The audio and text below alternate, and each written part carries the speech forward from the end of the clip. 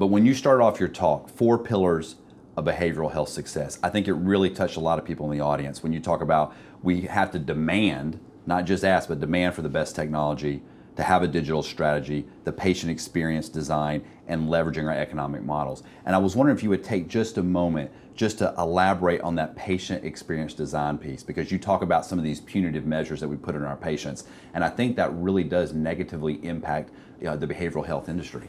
Absolutely. I mean, at the end of the day, essentially healthcare has become a consumer packaged good, right? Consumers are incredibly savvy, and they have a tremendous level of expectation. And if we deliver below their baseline level of expectation, we don't get to compete favorably.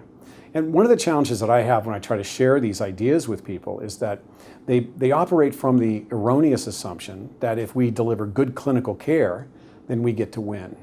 And that looking at the ugly underbelly of the business side of what we do is somehow indignant. But the truth of the matter is, as I mentioned at the beginning of my talk, is that in order for us to deliver care to as many families as possible, we have to realize the fact that we have to consumerize and sort of weaponize the way in which we engage those patients.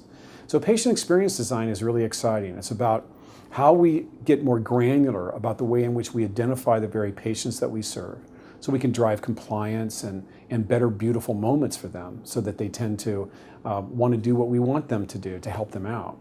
The other thing is that when we get real granular about the way in which we look at each of those touch points, these various moments in which they engage us, from the pre-touch moment to that very first moment, to the core experience, to the last touch, and even the way in which we authentically stay in touch with them after treatment, is so important in order to develop the kind of businesses that are going to serve as many families as possible.